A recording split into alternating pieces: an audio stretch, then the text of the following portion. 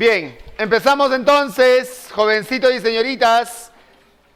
Presten atención todos. Vamos a hablar hoy día de lo que es el tema del medievalismo, la Edad Media.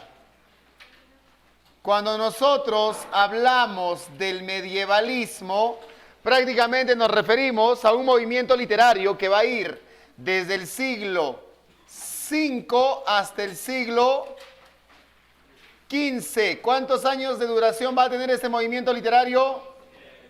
10 añotes, ¿cierto? 10 largos años. ¿Y por qué dicen 10 entonces? Son 1000 años, ¿verdad? Son 10 siglos, que es distinto. Y cada siglo tiene 100 años, entonces son 1000 años. No puede ser 10 años, o sea, Dante, ¿qué? A los 10 años ya había escrito todo.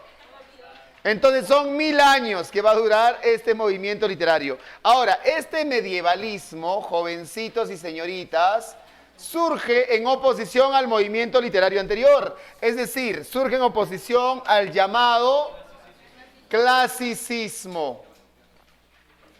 Surge en oposición al llamado clasicismo. ¿Por qué los medievalistas se oponen a los clásicos? Porque los clásicos eran eminentemente antropocéntricos. En la clase pasada tú habrás notado eso, ¿no? Eran antropocéntricos. Los clásicos consideraban al hombre como centro de todo. Pero para los medievalistas ya no es el hombre, sino es Dios. Dios es creador y hacedor de todo. El hombre no hace nada. Todo lo que tú ves a tu alrededor lo ha hecho Dios. ¿Ya? Entonces, la filosofía de los medievalistas, su filosofía es el llamado teocentrismo. El teocentrismo. Por lo tanto, Dios crea todo, Dios hace todo, Dios genera todo. Lo que se conoce también como el dogmatismo. ¿Qué es un dogma? ¿Qué es un dogma? Una ideología, ya. ¿Qué más? Una doctrina, ya. ¿Qué más? Un pensamiento, ya. ¿Qué más? Lo mismo están diciendo, doctrina, ideología, pensamientos. ¿No? Pero ¿qué pasa con esa doctrina, con ese pensamiento, con esa ideología? Tú se la impones a las personas como la única válida. O sea, durante la Edad Media se consideró a la religión católica como la única existente, al Dios católico como el único existente. Los demás no existen, solo esa. ¿Está claro? Ese es un dogma. Tú vas a pensar como yo pienso. Si piensas diferente a mí, te mueres. Eso era en la Edad Media lo dogmático. ¿Me estoy dejando entender, no? Bien. Ahora, dentro de lo que es el medievalismo, en este periodo surge lo que se conoce el Trecento italiano. ¿Tú sabes lo que es el Trecento italiano? A ver, el Trecento italiano aguarda a los 3 más grandes hombres de ese tiempo. ¿Quiénes son? Muy bien, son Dante, claro que sí, Dante, Boccaccio y el otro, Francesco Petrarca. Muy bien, Dante, Boccaccio y Petrarca. Es más, a Petrarca, ¿cómo se le llama? ¿Padre de qué? Padre del humanismo. Y ahora, Petrarca es el padre del humanismo, y el humanismo es la base filosófica ¿de qué movimiento literario? Del que viene luego, del Renacimiento. Entonces, aquí con ellos 3 ya se está dando el Renacimiento. Ellos 3 son precursores del Renacimiento. Entonces, aquí nosotros estamos hablando del pre-Renacimiento. Ellos son el puente entre la Edad Media y el Renacimiento. ¿Me dejo entender? Sí, muy bien. Ahora, Dentro del medievalismo, ¿cuáles son sus características? Primera característica, en ellos hay nacionalismo. Nacionalismo. ¿Cómo es eso del nacionalismo? Pues aquí surgen unas composiciones que exaltan a los héroes nacionales. ¿Cómo se llaman? ¿Cómo se llaman?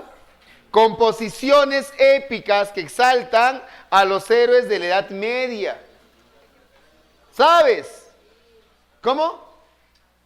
Dilo sin miedo, no tengas miedo. Ya, el cantar de Mío Cid, ¿qué es pues?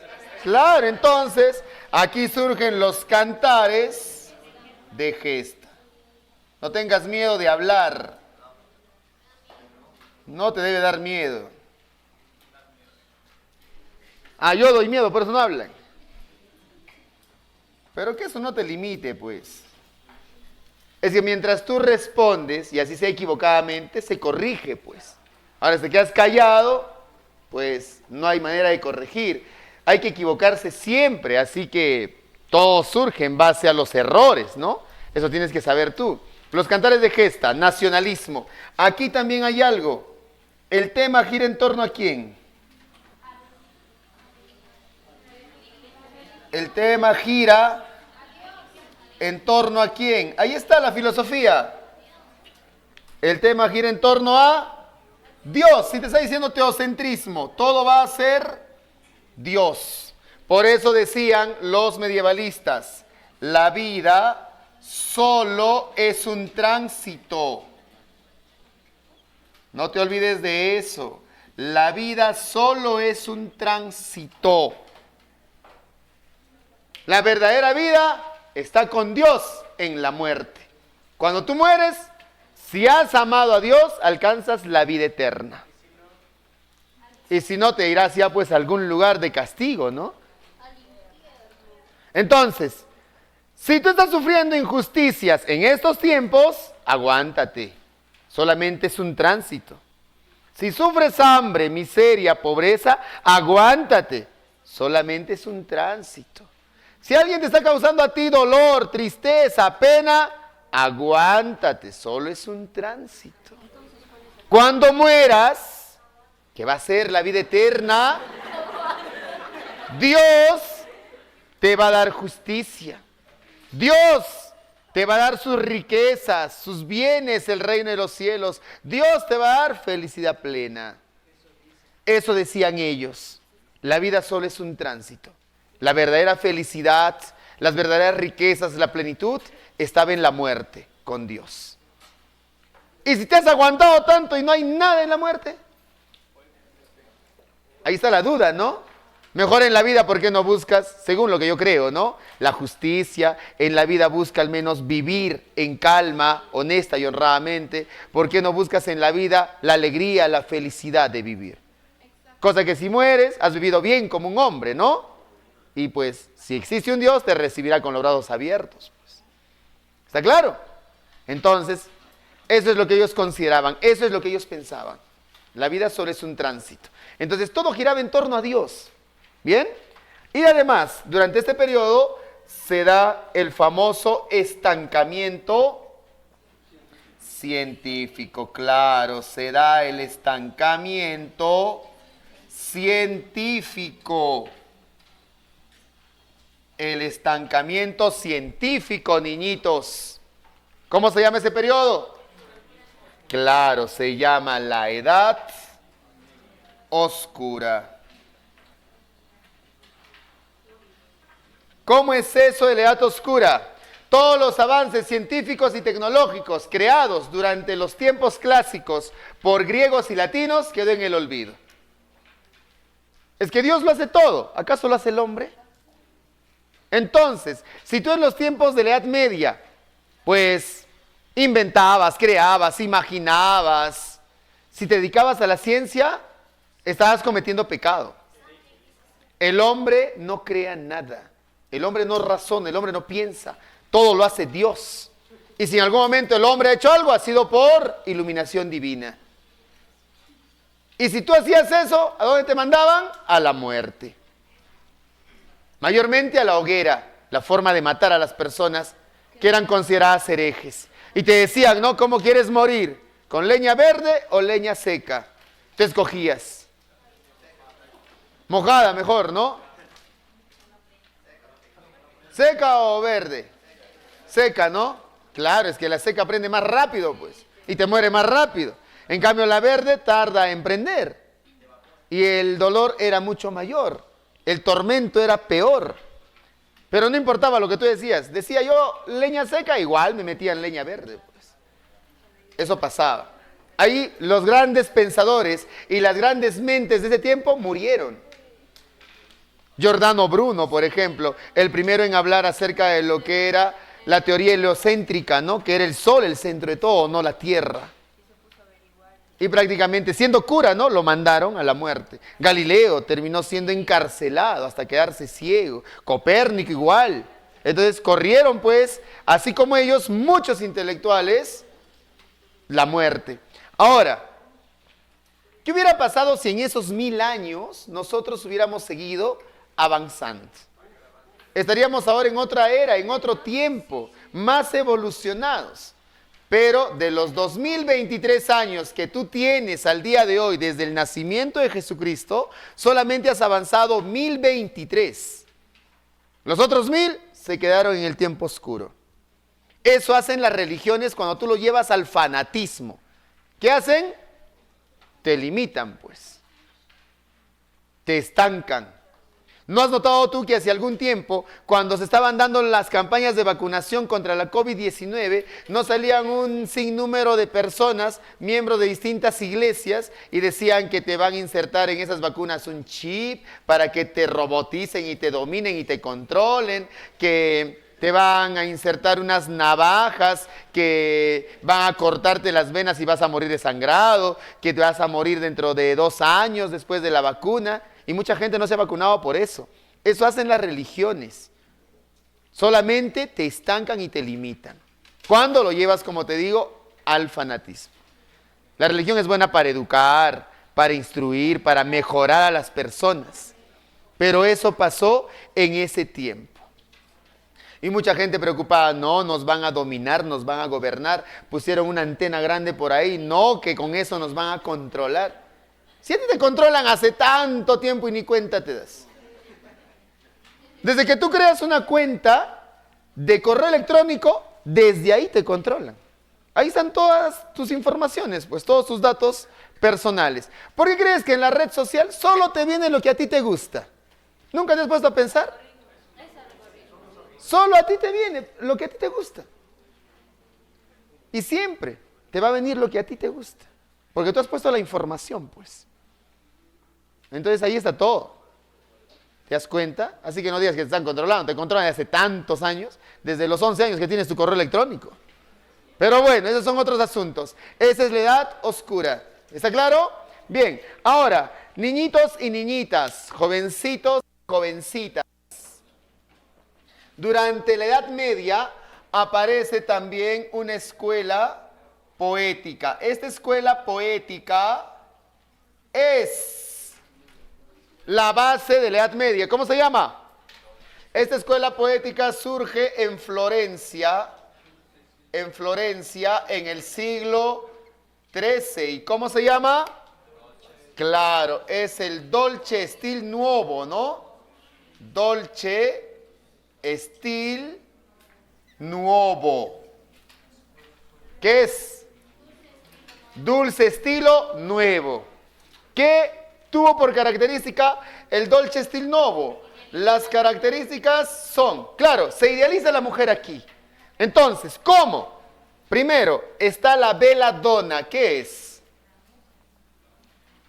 La bella donna. ¿Qué es? ¿Tú sabes italiano? ¿Has llevado en tu colegio italiano? ¿No? ¿No has llevado italiano? La bella señora, la hermosa mujer, la bella doncella, ¿ya? La mujer es hermosa, es el ser más bello en la creación humana, decían ellos. La mujer es tan hermosa porque es imagen y semejanza de Dios. Ellos decían, mira el rostro de una mujer, ese es el rostro de Dios. Si tú estás hablando con una mujer, estás hablando con Dios. Si estás sentado al lado de una mujer, estás sentado al lado de Dios.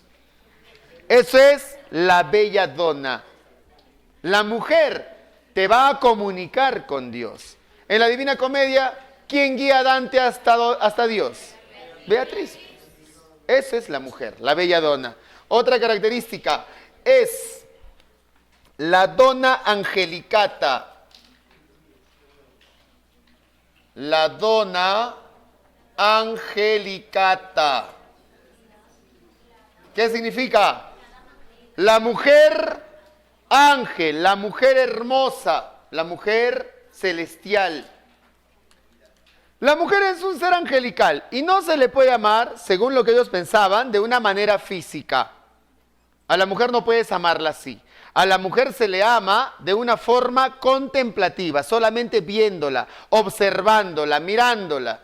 Tú la mirabas, la observabas, la veías y te llenabas de alegría, de emoción, de júbilo.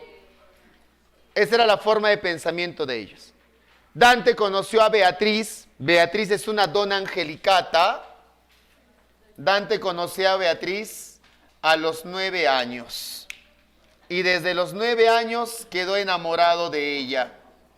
Nunca siquiera se atrevió a hablarle, no se acercó a ella, nunca. La volvió a ver 10 años después, a los 19 años, y la seguía amando. La volvió a ver a los 23 años, cuando Beatriz muere.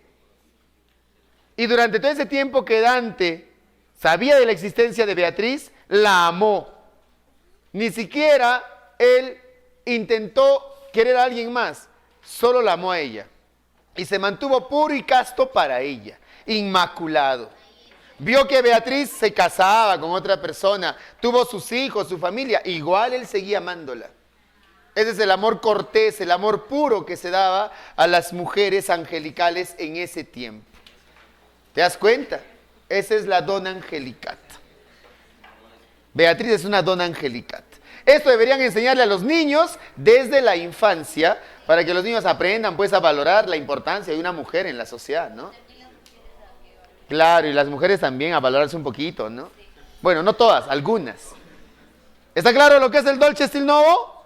Claro, muy bien. Ahora, nosotros vamos a ver a quien es máximo representante de la Edad Media y también máximo representante del Dolce Stil Nuovo. Es este señor, Dante Alighieri. Dante Alighieri, segundo genio de la literatura universal después de Homero. Los calificativos lo compararon con el gran filósofo griego. Claro, lo han llamado como el Aristóteles moderno. El Aristóteles moderno. ¿Qué más? El sumo poeta. El Aristóteles moderno lo han llamado por los conocimientos que tenía. Sabía de cálculo, de las matemáticas, de la gramática, de la lingüística, sabía de la historia, la geografía, sabía del Antiguo y del Nuevo Testamento, sabía de la política, sabía de la filosofía, sabía de la literatura en general. O sea, era un hombre muy dedicado al conocimiento. Además, Dante ha sido considerado como el padre ¿de qué? Claro, él es el padre de la poesía, el padre de la poesía y de la lengua italiana. Padre de la poesía y la lengua italiana. Así lo han llamado. Dante. ¿Quién era su musa? Ya sabes, ¿no? Beatriz. Cuando muere Beatriz, Dante se destruye por completo. Sufre, llora, se lamenta, se embriaga, vive de forma decadente. Todo lo que había mantenido ese aspecto casto del ser humano, esa blancura en su alma, se perdió a la muerte de Beatriz. Hasta que un día decidió él pedirle perdón en su tumba, dicen, y le juró inmortalizarla. Volver al camino pero inmortalizándola en una epopeya religiosa que se llamó comedia. Comedia. ¿Por qué le llama comedia? No es obra teatral, no es una obra de teatro. Le llama comedia por el final feliz. Dante al final, ¿con quién se reúne? Aparte de Beatriz, con Dios. Recibe el perdón de Dios. Por eso le llama comedia, por el final feliz. No es obra teatral, es una epopeya religiosa. ¿Está claro? Ahora, más adelante, ¿quién le va a atribuir el adjetivo de divina? El adjetivo de divina se lo va a atribuir un hombre que admiraba mucho a Dante. Vivió casi 80 años después. Se lo va a atribuir Giovanni Boccaccio. Ahora, Giovanni Boccaccio, ¿por qué le atribuye el adjetivo de divina? ¿Por qué? Porque para Giovanni Boccaccio esta palabra simbolizaba, dice él, el pensamiento religioso o la filosofía religiosa de la época. Simbolizaba el pensamiento religioso de la época. Por eso, más adelante en el año de 1555, un hombre llamado Ludovico Dolce le va a sacar a Dante esta publicación. Él era un hombre dedicado a la imprenta. Ludovico Dolce lo va a sacar bajo el título de La Divina Comedia. O sea, Dante ni se enteró del cambio. Dante murió en el año de 1321. O sea, en el año de 2021 se cumplieron 700 años de la muerte de Dante. En el año de 1321 muere. Se le saca como la Divina Comedia en 1555. Es decir, 200 años y algo más después de la muerte de Dante, recién le ponen la Divina Comedia. ¿Ya? Ahora, esta comedia está considerada, tienes que recordarte esto, como una epopeya religiosa. Como te digo, no es otra cosa más, una epopeya religiosa. Es una epopeya religiosa. Ahora, en esta epopeya religiosa de la Divina Comedia, predomina una figura literaria. ¿Qué predomina aquí? La alegoría. Claro, predomina la alegoría. La alegoría. Esta alegoría es una figura literaria.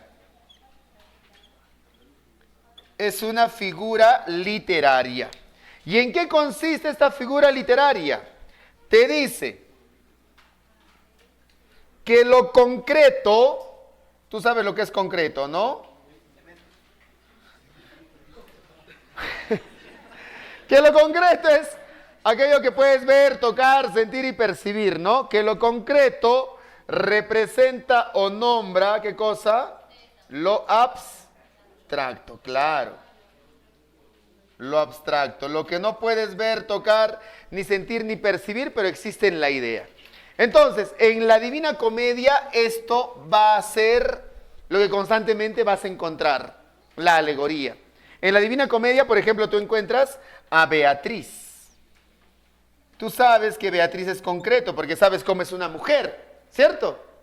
Sí. Ahora, representa algo abstracto. ¿Qué cosa? La fe. La fe. Vas a encontrar el color negro. Tú sabes cómo es el color negro. Es concreto. ¿Representa algo abstracto? ¿Qué cosa? La ignorancia. Ahí vas a encontrar, por ejemplo, a la pantera. Tú sabes cómo es una pantera. Es concreto. ¿Qué representa algo abstracto? ¿Qué cosa? La lujuria. Así, vas a encontrar a lo largo de la historia personajes que van a simbolizar o van a representar algo. Esa es la alegoría. ¿Me dejo entender? Hace algunos años, en un examen de admisión se puso La pregunta, la Divina Comedia es una epopeya alegórica y simbólica, porque en ella predomina la figura literaria de la alegoría, que consiste en, la respuesta era completar, lo concreto representa o nombra a lo abstracto. ¿Ya? Bien, ahora, en esta comedia vamos a ver el tema. ¿Cuál es el tema? El viaje de Dante. ¿Por dónde va a viajar?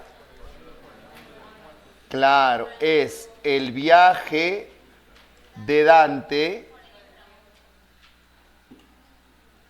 El viaje de Dante por el inframundo, por el mundo de los muertos, por el mundo del infierno, del purgatorio, el paraíso, para buscar la salvación, ¿no?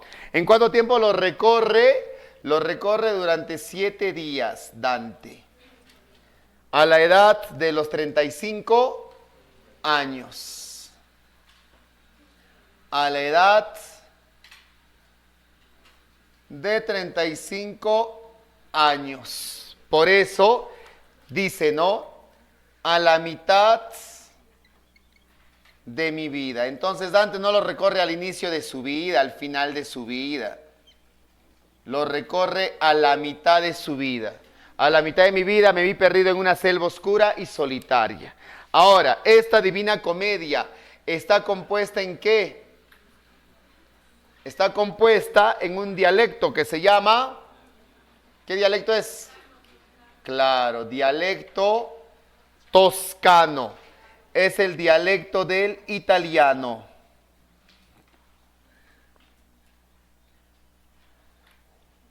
¿Por qué Dante no lo escribió en latín? Si hablaba en latín. Hablaba muy bien en latín. ¿Aquí en Huamanga hablan latín? Sí hablan. ¿Quiénes hablan latín? Los curas, ¿verdad? Son poquitos. En ese tiempo, ¿quiénes hablaban latín? Los sacerdotes, los curas, los nobles. ¿Y lo que Dante ¿qué quería? ¿Era solamente escribir para ellos o quería escribir para todos? Para todos. Entonces, por eso lo escribe en toscano, que era el dialecto italiano que todos manejaban y utilizaban. Lo que él quería era masificar la Divina Comedia. ¿Está claro? Por eso le dicen padre de la lengua italiana, pues, porque esa es la base del italiano, el toscano. ¿Está claro? Entonces, lo escribe en dialecto toscano y además está compuesto en tercetos. Tercetos. ¿Las estrofas cuántos versos tienen? Estrofas de 3 versos. Es eso, pues. Son estrofas de 3 versos. Mira que el número 3 ya va apareciendo, ¿no? Que es un número que él utiliza mucho. Estrofas de 3 versos. Además, la Divina Comedia también, pues, tiene a sus personajes.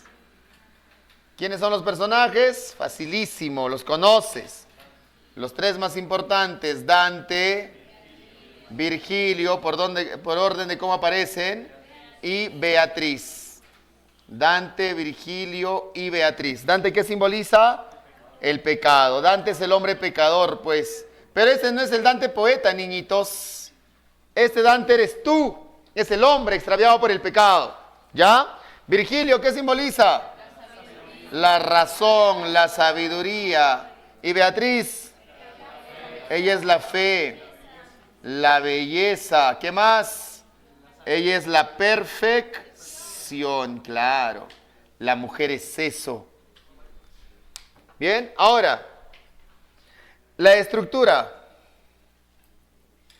¿En cuántas partes está dividida? En 3 partes. ¿Por qué el número 3? ¿Qué simboliza el número 3 para Dante? Claro, representa la Santísima Trinidad. ¿Quiénes son? Padre, Hijo y Espíritu Santo. ¿En algún momento del día tú mencionas a la Santísima Trinidad? ¿Cuándo? Cuando te persignas, ¿no? En el nombre del Padre, el Hijo, el Espíritu Santo. Y su beso todavía le das. Así ya no se hace, pues. ¿Para qué besas, no? Solamente es eso. Ahora vamos a ver los tres mundos. ¿O lo tienen ahí dibujado? ¿Ya no ya? ¿Lo dibujo? Ya no, ¿no? Bien, tenemos nosotros los tres mundos. Lo voy a ir escribiendo así rapidito para contarles. Tenemos el primer mundo, que es al que tú te vas a ir, que es el, ¿cómo se llama? El infierno, ¿verdad? Tú te vas a ir al infierno. ¿Cuántos cantos tiene? Tiene 33 cantos más un canto de introducción. Entonces son 34. El infierno te gusta, por eso te vas a ir. Es el mundo del vicio. Ahí está el pecado. Dicen que el infierno se encuentra debajo de ¿qué ciudad? De Jerusalén. ¿Por qué dicen que está debajo de Jerusalén? Porque Jerusalén es la ciudad de la virtud. Y todo lo contrario a la virtud, ¿qué es? El pecado. ¿Está claro? Por eso está debajo de Jerusalén. Ahora, dentro de lo que es el infierno, aquí se encuentra la famosa selva, la selva oscura. Ahí va a aparecer Dante, en la selva oscura. ¿Ahí quiénes se le aparecen también? Claro, aquí también se le van a aparecer las fieras. Aquí se le aparecen las fieras. Estas fieras representan las pasiones, ¿verdad? Representan las pasiones del hombre. ¿Quiénes son? Loba, león, pantera, claro. Son la loba, león y pantera. Ya sabes lo que simbolizan estas, ¿no? Loba, león, pantera. Ahora, ¿aquí quién aparece también? Aquí aparece su guía. ¿Quién lo va a ayudar? Virgilio, claro. Ahí aparece Virgilio. Bien, tenemos el primer recinto. Ese primer recinto se llama el vestíbulo. Algunos le dicen anteinfierno. Ahí todavía no es el infierno. El vestíbulo, ahí se encuentran los indiferentes. Los que viven una vida completamente tonta, trivial, superficial. Ellos están ahí. Luego está el río que se llama ¿cómo? Claro, ese es el río Aqueronte. Es el río Aqueronte. Es el río Aqueronte. Por lo tanto, ¿ahí quién está? El barquero Caronte, no Queronte. Caronte. Ahora sí, viene el infierno. Tenemos el primero de ellos. ¿Cómo se llama? Se llama limbo. ¿Quién también pertenece al limbo? Es Virgilio, ¿no? Luego están los lujuriosos. En ese círculo se encuentra este señor, Minos. Él es el juez del infierno. Están luego los golosos o los glotones. ¿Quién se encuentra ahí conocido? El perro, el cancerbero. Cancerbero. Luego están los avaros, los tacaños, los avaros y los pródigos. ¿Quiénes se encuentran ahí? Pues lanzando piedras. Luego están los iracundos. Ellos se encuentran en un lago que se llama Estige o el Estigia. Luego van a encontrar unos muros. Claro, son unas murallas. Los muros de una ciudad que se llama Dite. Dite. Luego de eso vienen los peores pecados. Separa al infierno superior del infierno inferior. Ahí están los... Y ahí vienen los peores, ¿no? Ahí vienen los herejes. Los herejes. ¿Quiénes más? Los violentos. Los violentos. ¿Quiénes más? Claro, ahí están los fraudulentos. Los fraudulentos. Incluso está dividido en 10 fosas.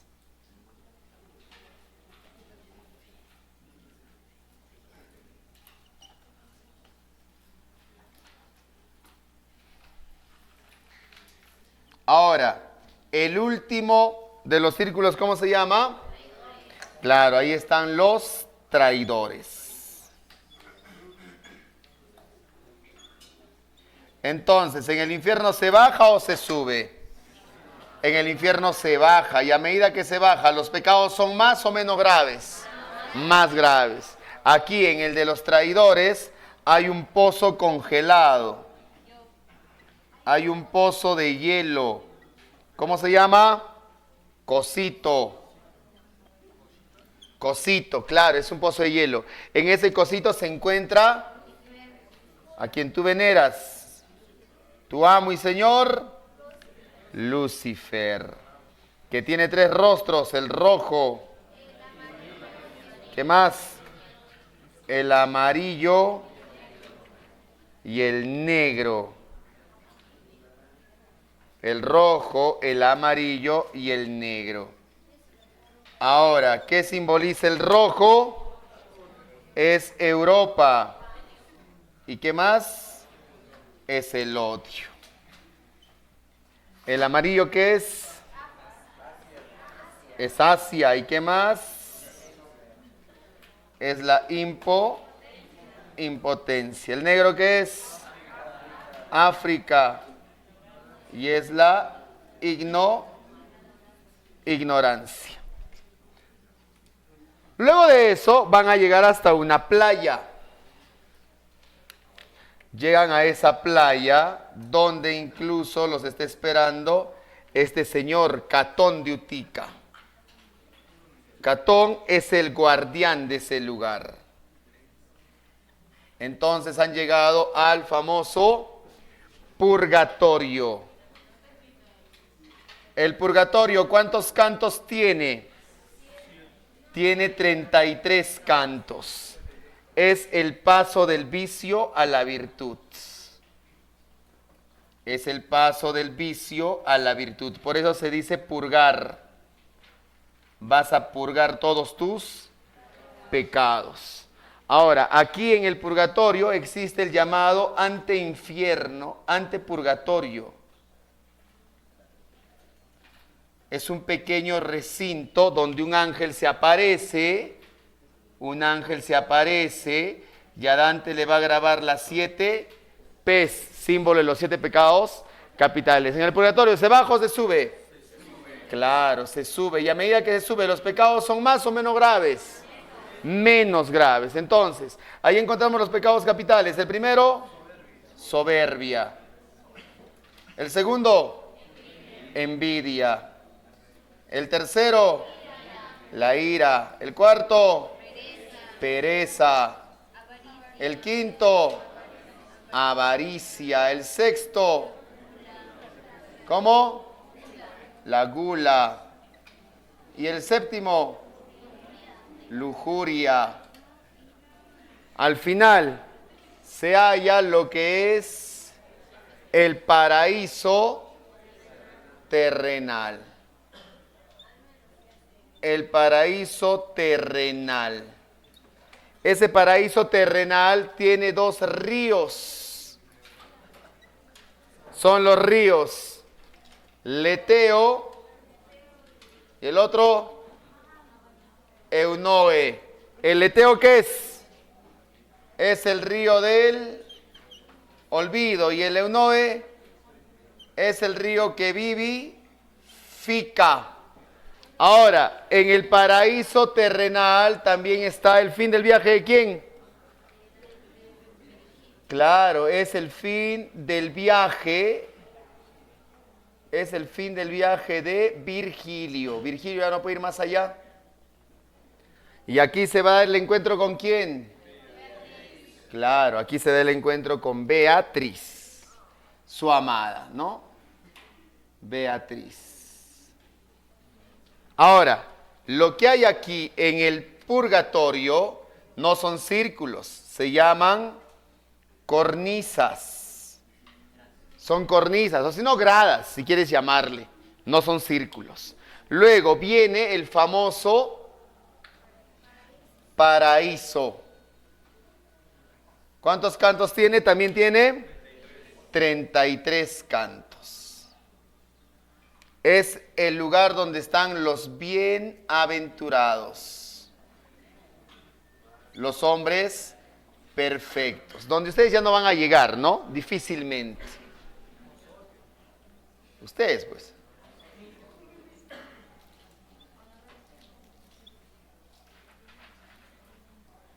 Ustedes ya no llegan ahí. Ahora, está representado por la Tierra y alrededor de la Tierra giran los llamados planetas, que son los 9 cielos móviles. Los 9 cielos móviles. Al final está el que se conoce como el Empirio, es el cielo inmóvil. En el Empirio, ¿quién lo guía a Dante? Su tercer guía. San Martín, ¿no es? Es San Bartolo tampoco. San Bernardo. San Bartolo. ¿Quién es San Bartolo? Aquí se encuentra la Santísima Trinidad. ¿Ya? La Santísima Trinidad. Y al lado de la Santísima Trinidad, ¿quién se encuentra? El ángel más bonito, más bello, que se llama Beatriz. Y la Santísima Trinidad, ¿qué representa?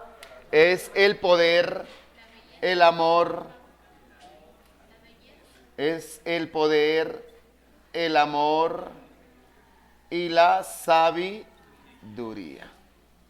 Eso representa. Bien, te voy a contar la Divina Comedia.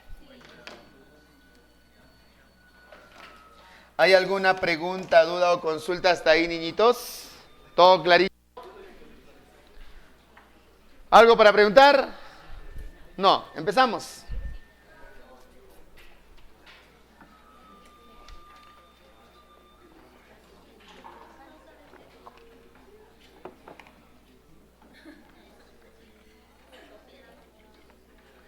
No me olvido de nadie, ¿no?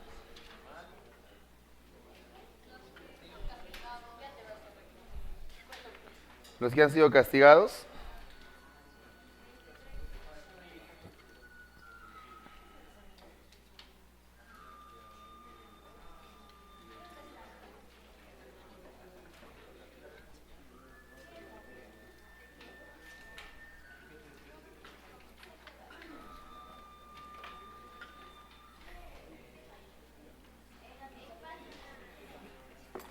Bien, la historia es la siguiente, dice así. Dentro de la Divina Comedia existen números cabalísticos, has sabido eso, ¿no? Existen números simbólicos. Por ejemplo, está el número 3, si lo has notado.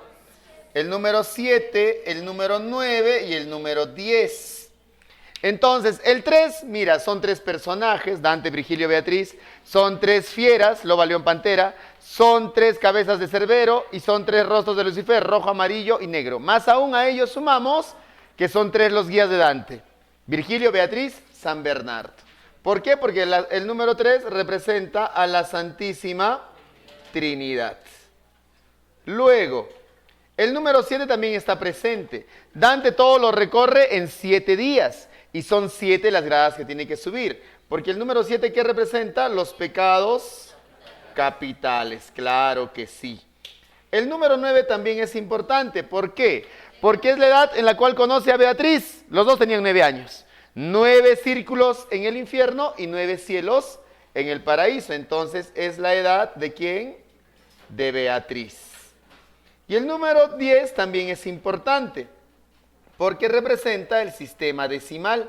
Para Dante, el número 10 era el número perfecto. Por eso, si tú cuentas un vestíbulo más 9 círculos, hace 10.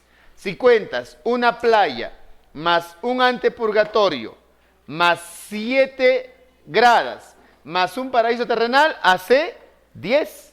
9 cielos más un cielo inmóvil, 10, ¿no? Y si cuentas 33 cantos, 33, 99, más el canto de introducción, 100, múltiplo de 10.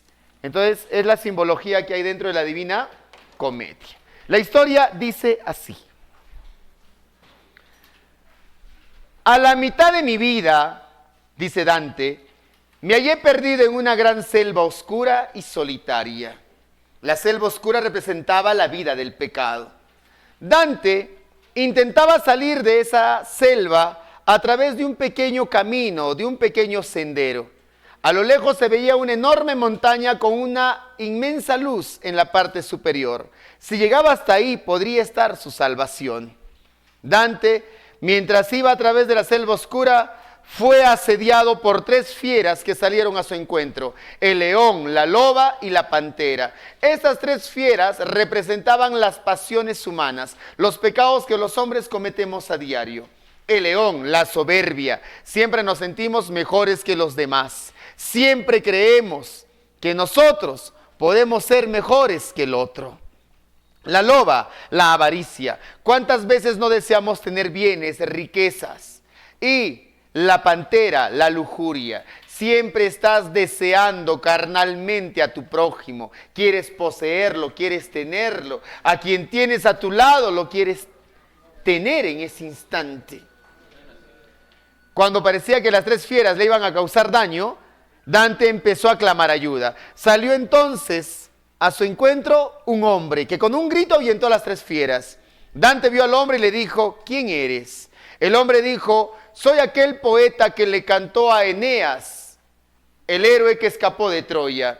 Dante supo entonces que era el autor de la Eneida, Virgilio, su maestro y su guía. Le dijo emocionado: ¿cómo sabías que estaba aquí?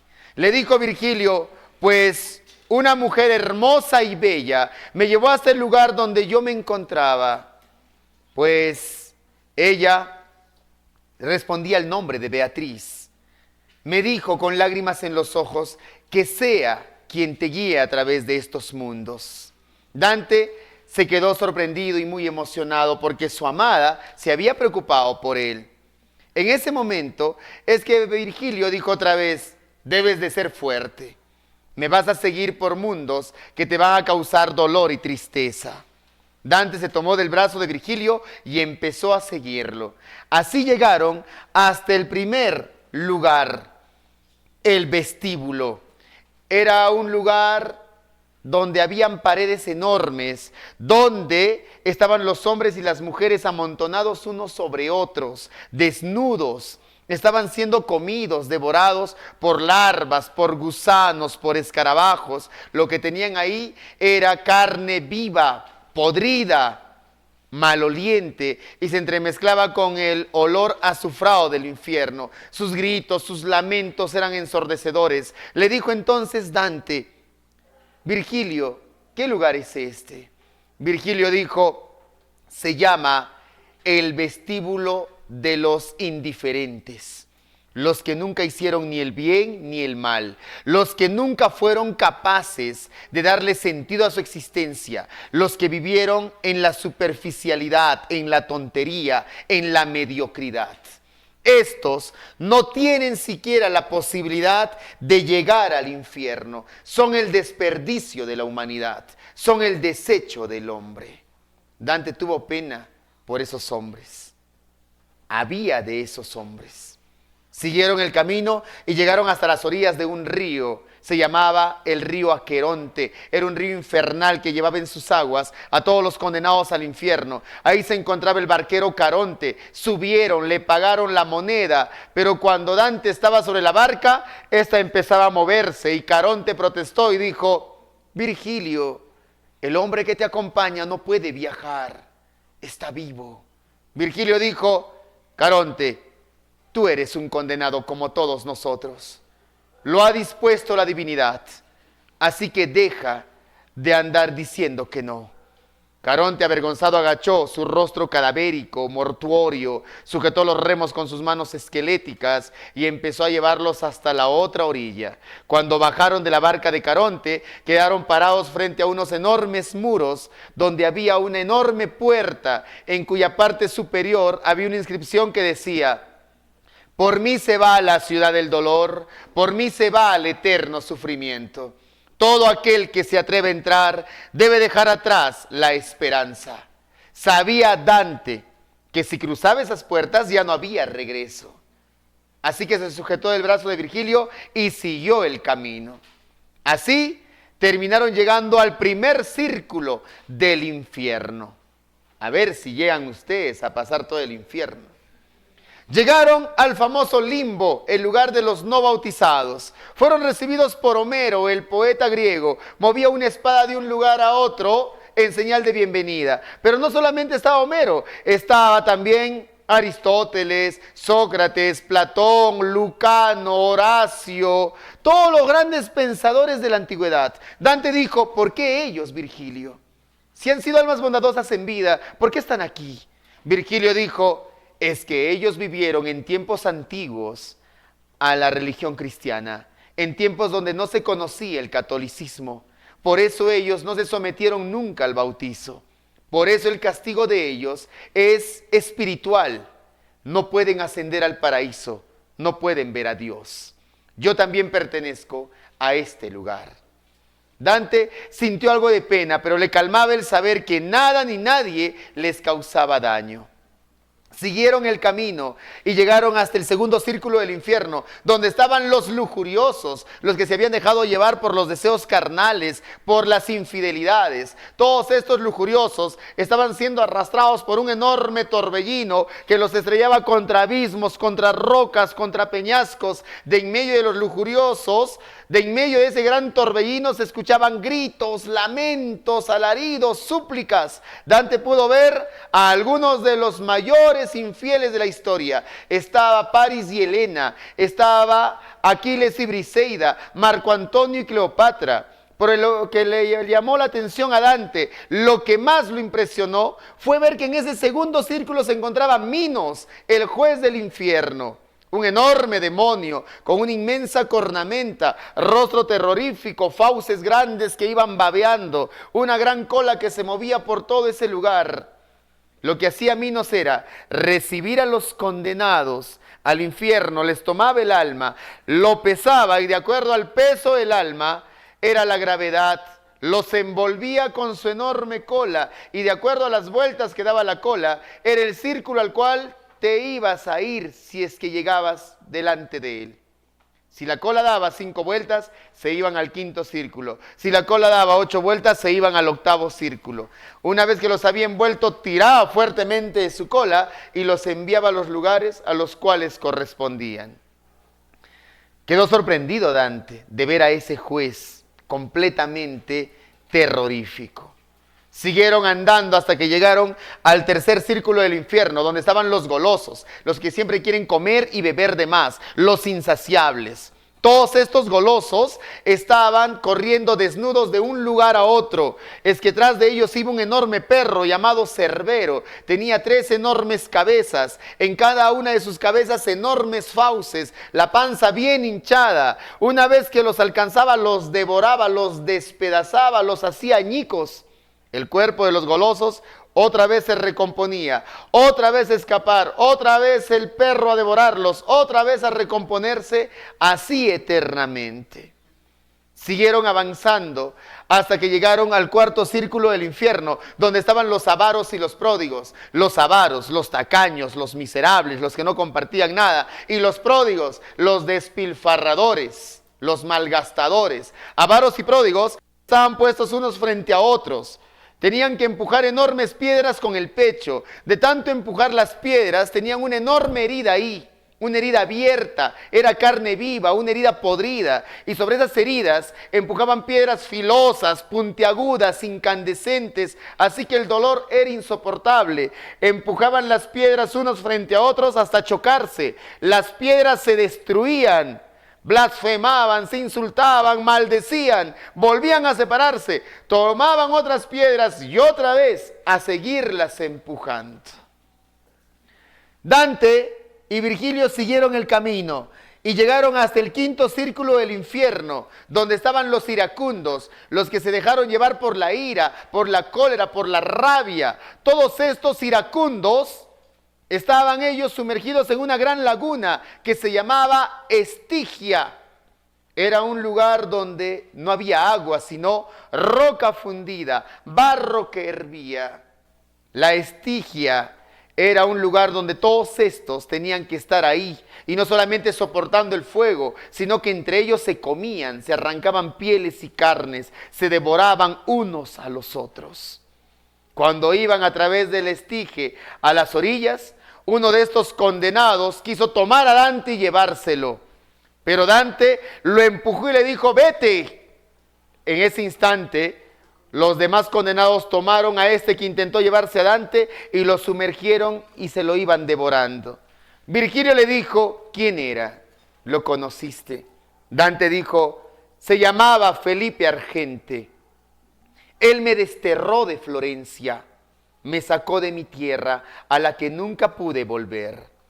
Y le dijo Virgilio, y te das cuenta que lejos de darle el perdón, cometiste el pecado de la ira.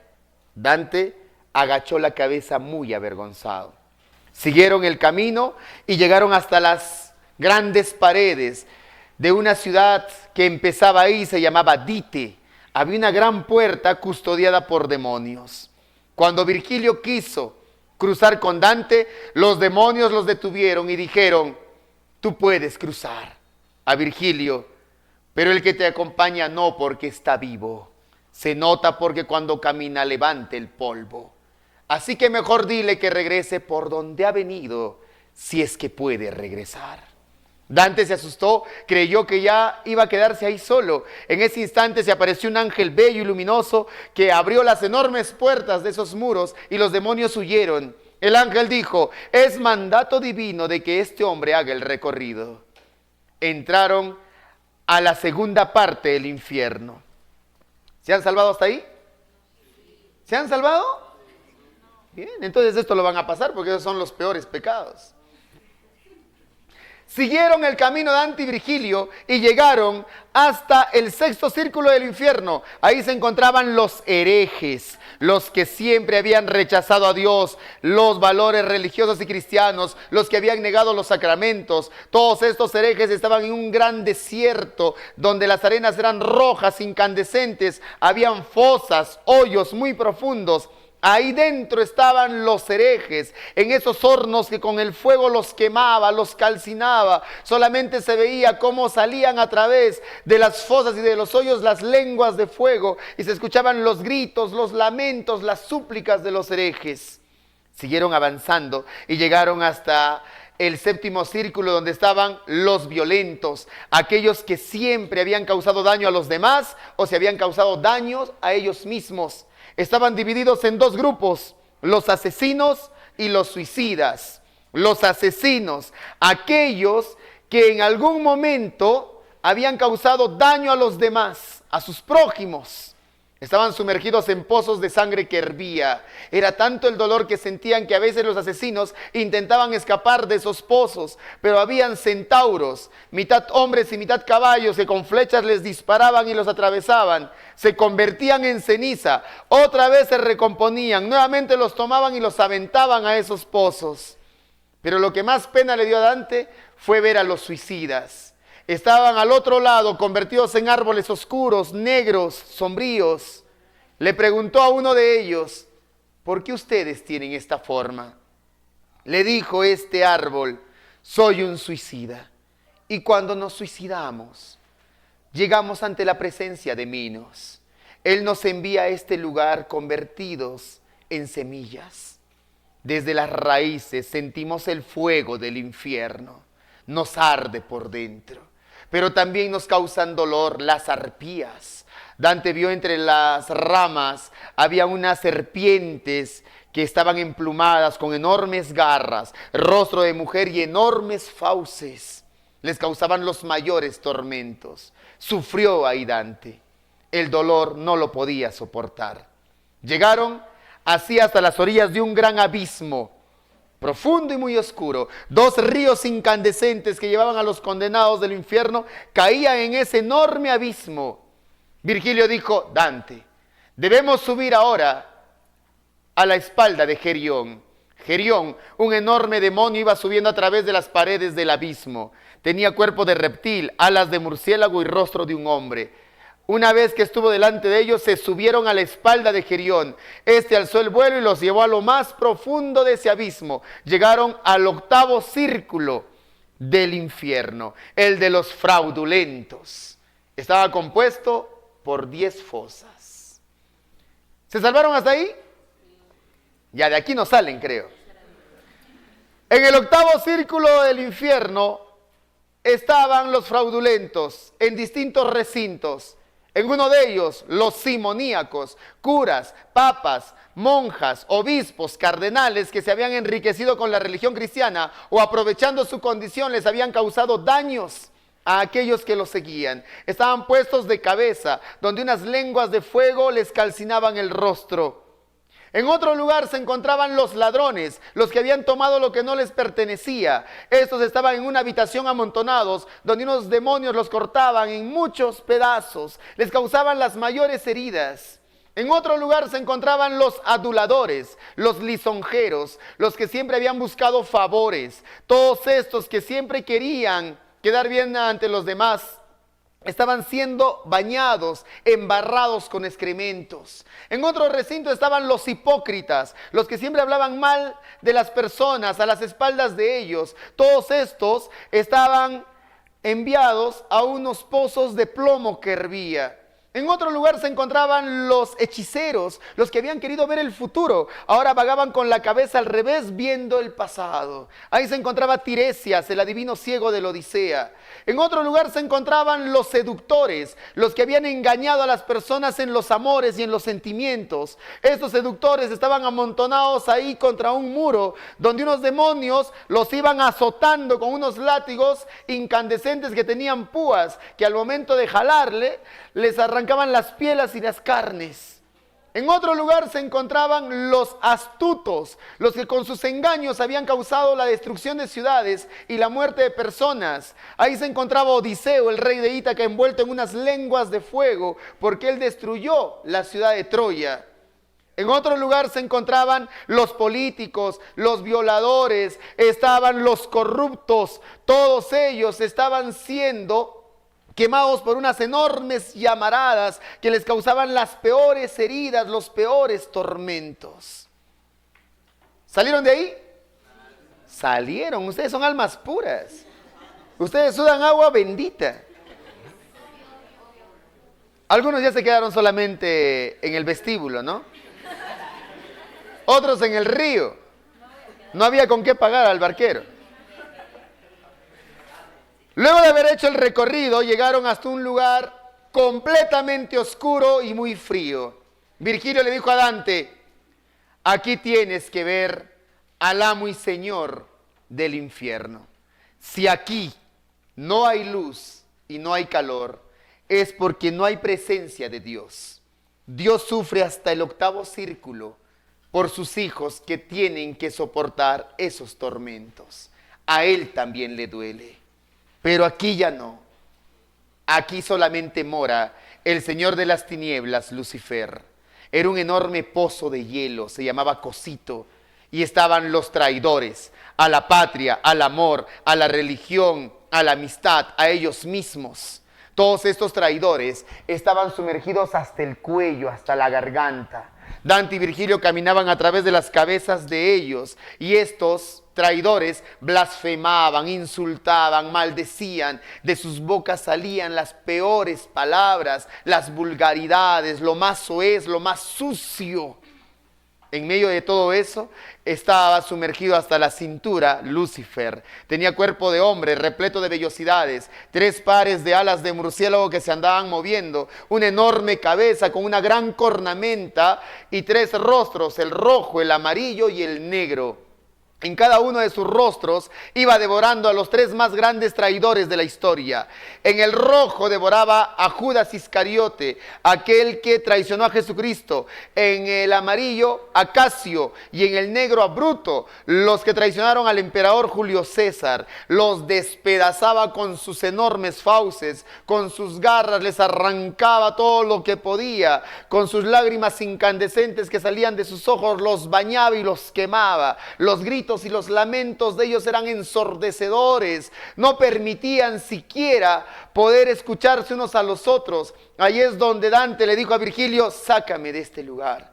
Virgilio le dijo que deberían trepar al cuerpo de Lucifer. Saltaron al cuerpo de Lucifer, se iban sujetando de las vellosidades e iban bajando hasta la cintura, hasta los muslos, llegaron hasta las rodillas, pero de las rodillas ya no bajaban sino subían. Llegaron hasta las patas de Lucifer y de ahí saltaron a un nuevo lugar donde al menos se podía ver las estrellas. Habían llegado al purgatorio. Dante volteó la mirada y notó que Lucifer estaba patas arriba. Por eso de las rodillas ya no bajaban, sino subían. En el purgatorio, llegaron hasta ahí, ¿no? ¿Sí? ¿Saldrán del purgatorio? En el purgatorio fueron recibidos por Catón de Utica. Catón era el guardián del purgatorio. Catón sabía que Dante había pecado con todos los pecados del infierno. Al ver nada más, al presenciar ello, se había impregnado de esos pecados. ¿Y qué hizo Catón de Utica? Tomó junco, que es una hierba, lo mojó en el agua del rocío, en el agua del amanecer, y le limpió los ojos, el rostro, las manos, los pies. Lo purificó en parte. Pues luego Catón de Utica hizo que Dante y Virgilio subieran a una barca que era guiada por un ángel. Esta barca los llevó a través de una playa hasta el llamado antepurgatorio. Una pequeña habitación, un recinto, donde un ángel también salió y le terminó marcando a Dante en la frente las 7 P's. Símbolo de los 7 pecados capitales. A medida que Dante vaya subiendo de grada en grada, de cornisa en cornisa, las P se van a ir borrando. Llegaron a la primera cornisa del purgatorio, donde se encontraban los soberbios, los que siempre se creían mejores que los demás. Estos soberbios cargaban enormes piedras tan pesadas que tenían que ver en el suelo imágenes, tenían que leer enseñanzas para aprender a ser más humildes. Así aprenderían al menos a tener un poco de respeto hacia los demás. Siguieron el camino, llegaron hasta la segunda cornisa del purgatorio, donde estaban los envidiosos, los que habían querido tener lo que tenían sus prójimos, los que siempre deseaban lo que tenían los demás. Ahora estaban atados de pies y de manos, puestos unos contra otros, con los ojos cosidos con unas cuerdas. De sus ojos salían unas lágrimas completamente negras. Así aprenderían a valorar lo que poseían, aprenderían a tener solamente lo necesario. Siguieron el camino Dante y Virgilio, llegaron hasta la tercera cornisa del purgatorio. Ahí estaban los iracundos, los coléricos, los aburridos, los rencorosos, los que odiaban. Todos estos iracundos estaban envueltos en unas tinieblas oscuras, más oscuras que las del mismo infierno. No podían verse, no podían encontrarse unos a otros, vagaban en la soledad más completa. Así aprenderían a valorar la amistad y la compañía de las personas. ¿Se salvaron hasta ahí? Me sorprenden todos ustedes. Con razón este salón está en la parte más alta, ¿no? Cerca al cielo. Llegaron hasta la cuarta cornisa del purgatorio, donde estaban los perezosos, los que no empleaban su tiempo en nada, los que no querían hacer absolutamente nada. Los que no tendían su cama cuando se despertaban, los que no iban por el pan, los que no tomaban el desayuno a tiempo, los que llegaban tarde a la academia, los que no hacían las preguntas de su libro, los que no estudiaban, los que siempre estaban con la flojera para lavar los platos después del almuerzo, los que no copiaban la clase y le tomaban foto. Y los más perezosos, los que ni siquiera le tomaban fotos, sino súbelo al grupo, ¿verdad? Claro. Entonces todos ustedes estaban ahí. Ya no salieron de ahí, ¿no? Se quedaron. Los perezosos estaban con unas túnicas blancas corriendo de un lugar a otro completamente desesperados. Cantaban alabanzas a Dios. No podían detenerse ni un solo instante. Si se detenían eran condenados a muchos años más en ese lugar. Siguieron el camino Dante y Virgilio, llegaron hasta la quinta cornisa del purgatorio. Ahí estaban los avaros, atados de pies y de manos y recostados de boca contra el suelo. Comían del polvo, comían de la tierra, porque en su vida habían deseado bienes terrenales. Llegaron así Dante y Virgilio hasta la sexta cornisa del purgatorio. Estaban los golosos, los que querían comer y beber de más. Todos estos golosos insaciables estaban flacos, chupados, ojerosos. Delante de ellos habían unas mesas enormes con las mejores comidas, las mejores bebidas. Querían alcanzar, pero no podían tomar nada de lo que tenían enfrente. Hasta que llegaron a la séptima y última cornisa del purgatorio, donde estaban los lujuriosos. Pero estos lujuriosos no eran como los lujuriosos del infierno. Estos lujuriosos habían amado a sus prójimos, los habían amado bien, pero al momento de amarlos, les habían causado daño y dolor sin quererlo. Porque cuando uno quiere, también hiere sin desearlo. Tú quieres a tus padres, tú amas a tus padres, pero a veces tus actitudes y comportamientos los hiere. Ellos no te lo dicen, pero tú les causas cierto dolor. Esos eran esos lujuriosos. Por eso ellos estaban envueltos en lenguas de fuego, que el dolor casi ya ni se sentía. Le dijo Dante, Virgilio, los pecados del purgatorio son los mismos del infierno. ¿Qué los diferencia?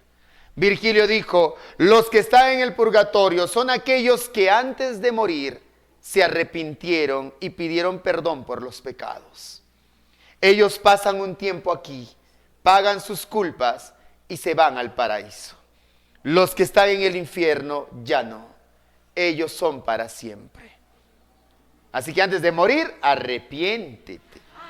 Llama al Señor cura para que te haga la unción de los enfermos, confiésate y muere en paz. Te vas a ir al purgatorio al menos.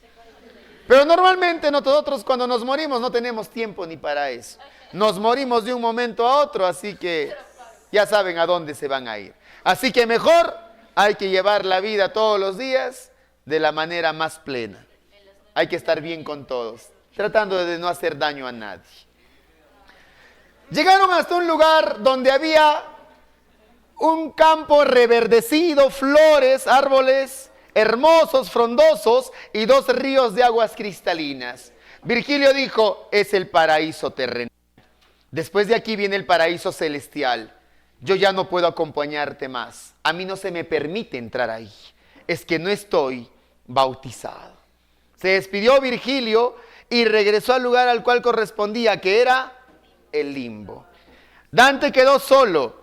Ahí es donde vio los 2 ríos de aguas cristalinas que estaban junto a él. Y se apareció una luz intensa, luminosa. Dante no sabía quién era, la luz lo cegaba, pero su alma se estremecía, su corazón latía con rapidez. Supo entonces que era Beatriz. Hermosa y bella y rodeada de ángeles, Beatriz se posó delante de Dante. Beatriz llevaba un velo blanco, símbolo de la pureza, y un vestido de color rojo y verde, símbolo de la fe y de la perfección. Beatriz le dijo, has equivocado tu camino, Dante. Dante agachó la cabeza, no podía verla a los ojos, es que era un hombre pecador, y ver a los ojos a una mujer tan pura era ofenderla. Beatriz dijo, debes purificarte.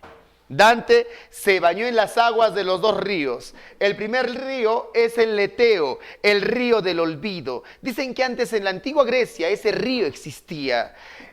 Dante, una vez que se bañó en esas aguas y bebió de esas aguas, se olvidó de los malos pensamientos, de las tristezas, de los dolores, de los rencores, de los odios, de las malas acciones.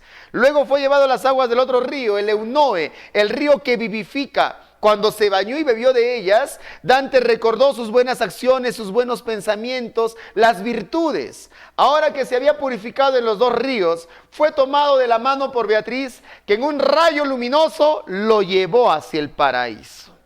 Dante empezó a recorrer el paraíso. Tenía el paraíso una forma geocéntrica. La tierra era el centro de todo el universo. Esa era la creencia en la Edad Media, plantada por Ptolomeo. Dante vio la tierra, que era el paraíso terrenal, y todos los planetas, que eran los cielos móviles que giraban alrededor de ella. En cada uno de los cielos estaban los beatos, los santos, los teólogos, los mártires de la iglesia, las almas puras, las almas justas, y todos cantaban alabanzas a Dios. A diferencia del infierno, su lenguaje era el más bello, las palabras eran de las más hermosas. En el infierno solamente se escuchaban vulgaridades. Cuando llegaron al 10º cielo, llamado Empíreo, le dijo Beatriz: ahora te va a guiar San Bernardo. Yo te esperaré al final de tu recorrido. San Bernardo tomó a Dante y empezó a guiarlo a través del Empíreo. Era un enorme espiral hecho de ángeles, bellos, luminosos, hermosos. Ángeles que mientras Dante hacía el recorrido, cantaban el Hosana, el Salve, el Aleluya, el Gloria. Dante estaba sorprendido por tanta belleza. Llegó a ver al final del Empíreo una enorme rosa luminosa. Una rosa en cuyos pétalos estaban los arcángeles más bellos, Gabriel, Rafael, Miguel. Y en medio de la gran rosa luminosa estaban 3 esferas que también brillaban. Era la Santísima Trinidad, el Padre, el Hijo y el Espíritu Santo. Dante no podía ver más allá de esa luz de las 3 esferas, porque a Dios no lo puedes ver, a Dios no lo puedes observar, solo lo puedes sentir. Al lado de la Santísima Trinidad estaba el ángel más hermoso de todos, Beatriz. Dante se arrodilló ante la Santísima Trinidad y pidió perdón por los pecados. Él dice: cuando fui perdonado por la Santísima Trinidad, sentí el amor más puro en mi corazón. Sentí la paz y la armonía más profunda en mi alma. En ese momento pude ver más allá del resplandor de esas 3 luces. Pude ver una gran belleza, lo más hermoso que un ser humano podría ver. Y para mí, lo que vi contarles me es difícil de describir. Fin. La Divina Comedia. Nuevamente, voy a interrumpir su distracción, su conversación, los chismes, porque a quien no le gustan los chismes. Uno siempre quiere chismosear, ¿no? Y si chismoseas con una tacita de café, mejor todavía. El chisme se hace más agradable. Bien, el Renacimiento es un movimiento literario que va a buscar hacer renacer. Buscan hacer renacer a los grecolatinos. Es decir, ellos quieren hacer renacer a los clásicos griegos y latinos. Sucede que este renacimiento se va a dar con la invasión de los turcos otomanos y la posterior toma y caída de Constantinopla. ¿Qué sucede? Los turcos otomanos empiezan a perseguir a los sabios y pensadores de ese tiempo. ¿Y qué hacen todos ellos? Empiezan a escapar. Y entre sus pertenencias, ¿qué se llevan? Lo más importante, los grandes libros del tiempo clásico. Libros de todas las materias. ¿Y dónde se establecen? Específicamente en Florencia, donde estaban Dante, Boccaccio y Petrarca. Y cuando están en Florencia, ¿qué es lo que hacen? Vuelven a releer, a redescubrir el pensamiento clásico. ¿Y qué dicen? Dejemos de lado el pensamiento medievalista. Hay que darle paso otra vez al pensamiento del hombre. O sea, no es Dios el centro de todo, es el hombre. Entonces hay un renacer ¿de qué? Del espíritu humano. Hay un renacer del mundo clásico. Hay una liberación del alma del hombre. Por lo tanto, este renacimiento es un movimiento literario que surge en oposición a los... Claro, ellos van a surgir en oposición al dogma medieval. Surgen en oposición al dogma medieval. El Renacimiento va desde ¿qué siglo a qué siglo? Siglo XV hasta el siglo XVI. ¿Cuántos años? Un año, ¿no? Ah, ya, como hace un rato decían que cada siglo es un año. 100 años. Ahora, este renacimiento, ¿dónde surge? En Europa. Ya sé que es en Europa, pero ¿en qué parte? ¿En dónde? ¿De dónde es? Pues Dante, si era un precursor. En Florencia, Italia, ¿verdad? En Florencia, Italia. Ahora, este renacimiento tiene su filosofía. ¿Cuál es la filosofía de los renacentistas? Petrarca era el padre de esa filosofía. ¿Realismo? No. Se podría llamar así, pero tiene un nombrecito. Es el Claro, es el humanismo. El Renacimiento tiene por filosofía al humanismo. ¿Y qué era el humanismo? El humanismo proponía el desarrollo integral del hombre. El desarrollo integral del hombre. El hombre tiene que educarse en todos los aspectos del conocimiento. El hombre tiene que tener dominio de todas las materias. Debe saber del arte, de las ciencias, de las letras. Debe saber de todo ello. El hombre tiene que ser íntegro. Ellos se educaban hasta para el amor, para saber amar, en la filosofía del amor. Por eso tú notarás a Romeo y Julieta cómo es que ellos manifiestan esos sentimientos de amor, ¿no? Hasta con un lenguaje poético, elegante y alturado. Esos eran los humanistas. Más aún, incluso, pues, hay humanistas que hasta el día de hoy perduran en su pensamiento. Uno de los mayores humanistas de ese tiempo fue Leonardo da Vinci. Un hombre que tenía conocimientos diversos en distintos campos. Leonardo da Vinci tenía conocimientos en la medicina, en la biología, en la anatomía, en la ingeniería, en la pintura, en la escultura. Sabía mucho. Él cuando dice, se enteraba que habían muertos en el lugar donde vivía, bajaba hasta el lugar donde estaban los muertos y los abría, los diseccionaba, los estudiaba.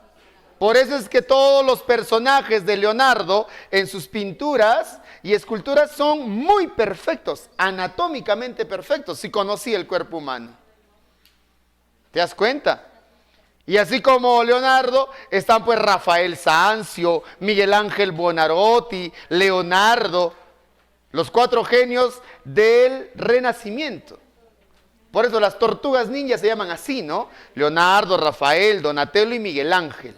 Por los 4 genios de ese tiempo renacentista. Y no fueron los únicos, hubieron otros todavía. Pero bueno, por citar a algunos importantes. Entonces, ese es el humanismo, el desarrollo integral del hombre. Tú eres ahora un pequeño humanista. Tienes conocimientos, ahora que te estás preparando, de distintas materias. Sabes de economía, sabes de historia, sabes de lingüística, sabes de literatura, sabes de aritmética, sabes de álgebra, sabes de física, sabes de química, sabes de mucho. Pero cuando vayas a la universidad, eso va a desaparecer porque te vas a especializar en tu carrera profesional. Pero si tú en la universidad sigues todavía teniendo la curiosidad por aprender otras cosas que no son solamente de tu carrera, vas a ser un profesional con perfil humanístico, pues. Un profesional que lejos de hablar solamente de su campo puede hablar de muchas otras cosas. Eso es lo que se busca. Hoy en día son pocos los profesionales humanistas, poquísimos. Entonces, ellos buscaban ese desarrollo integral. Ahora, este renacimiento está considerado como el primer movimiento de la edad. Es el primer movimiento de la edad. ¿En qué edad ya estamos?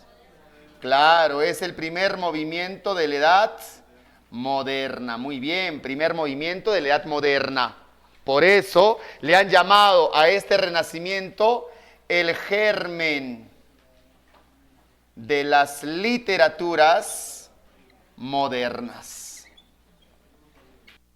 El germen de las literaturas modernas. Así le han llamado al Renacimiento. ¿Por qué? Porque este Renacimiento además renovó ¿qué cosa? Renovó las artes y las ciencias.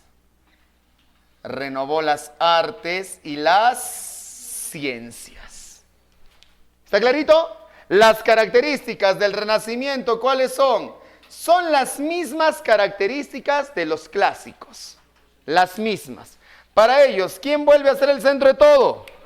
El hombre. Entonces, ¿qué característica es esa? El antropocentrismo. El hombre vuelve a ser el centro de todas las cosas. Luego, otra característica de los clásicos se llama la racionalidad. Hay que ser racionales, puramente racionales. Usa la razón, usa el pensamiento, usa la intelectualidad. Fórmate como un hombre muy pensante. También en ellos hay valoración de ¿qué? Claro, la valoración de la naturaleza. Hay que valorar la naturaleza. Valora la naturaleza. Por eso, en ellos existen, te lo voy a poner ya que no vamos a poder llegar a William Shakespeare, pero te voy a poner esos tópicos literarios.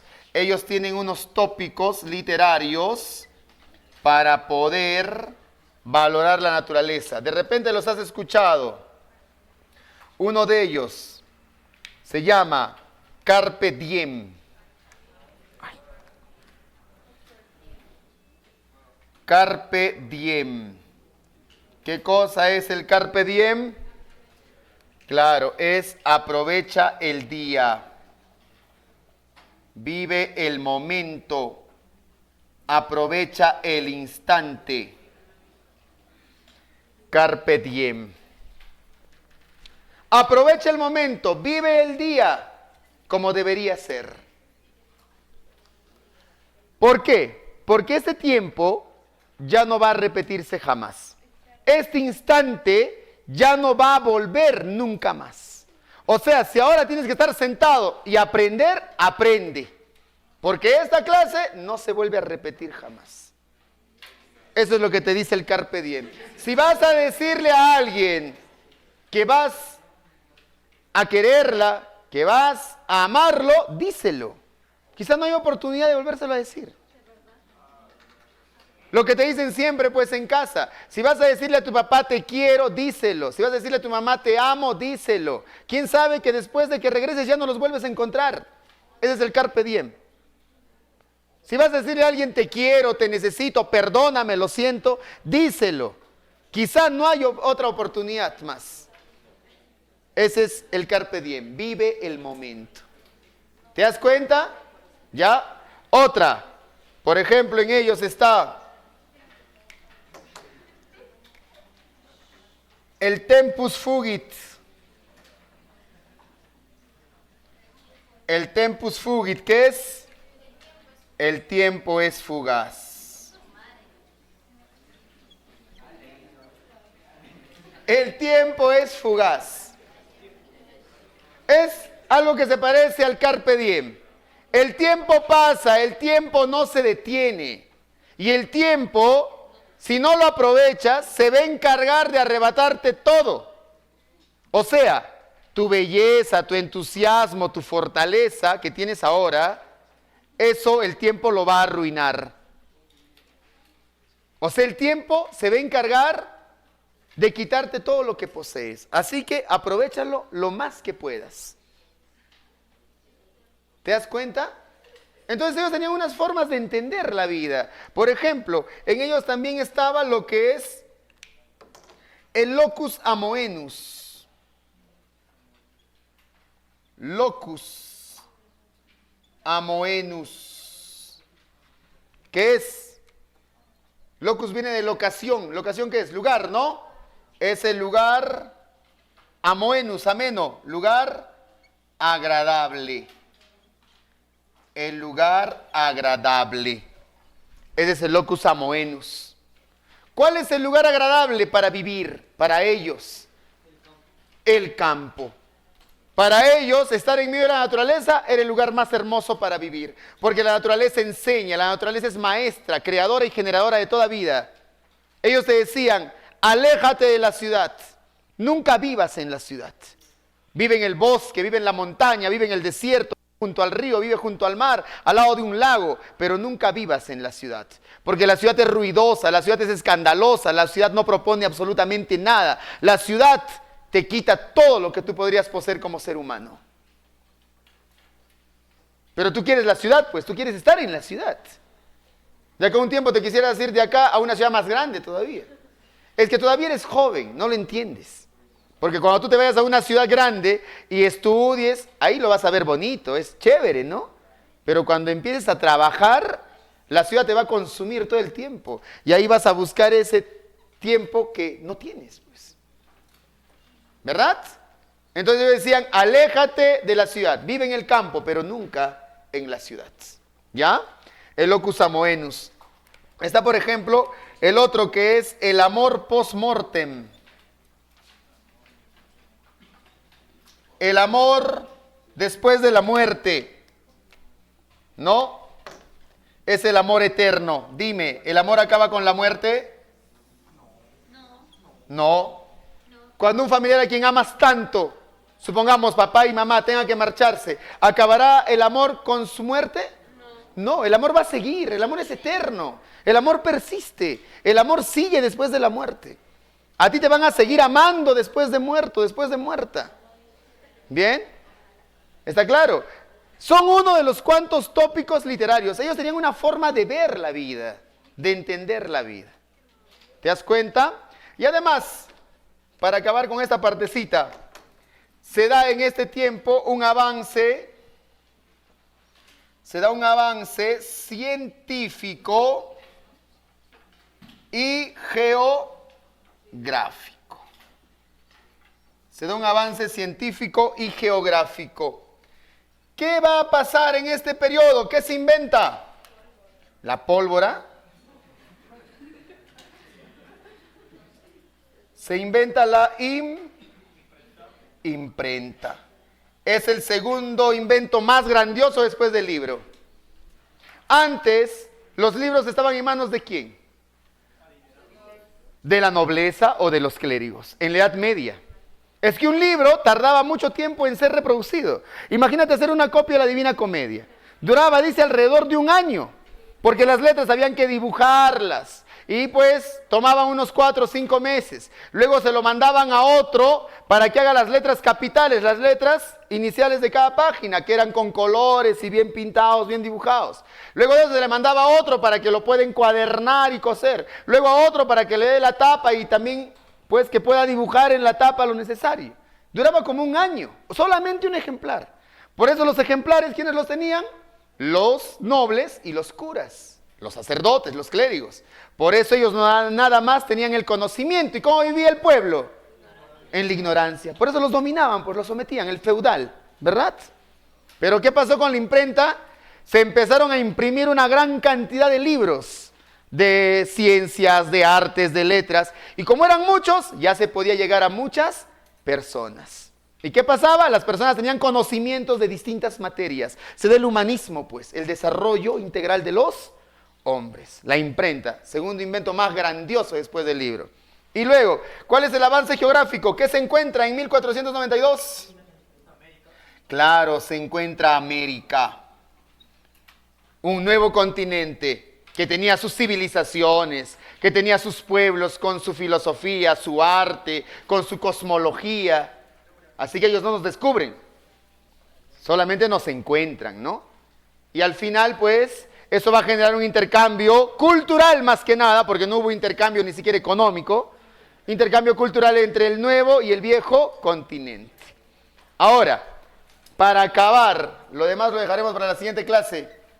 Muy pegadito nada más al Renacimiento aparece otro movimiento que se llama el Barroco. Aparece en el siglo XVII. Este barroco te lo voy a mencionar porque tiene una característica muy especial. La característica del barroco es que hay exageración en los adornos. Exageración de los adornos. Ellos eran como los nazcas. ¿Le tenían terror a qué? Al vacío. Todo lo tenían que pintar, ornamentar, adornar. Todo estaba bien adornadito. Ahora, en Huamanga, ¿hay una construcción de tendencia barroca? Claro que sí. Pues, en la catedral no es de tendencia barroca, pues. La única que tiene tendencia barroca es la iglesia de la Compañía de Jesús, que está en la primera cuadra del Jirón 28 de julio frente al Banco de la Nación, donde está la escuela de música. Párate, mira su fachada, un día al menos cuando camines por ahí y vas a ver que tiene florecitas en toda la fachada. Eso es barroco. Y cuando vas a las iglesias, ¿no? En los altares mayores, donde están los santos, que están hechos de madera, eso es barroco, pues bien ornamentado. ¿Por qué te lo menciono?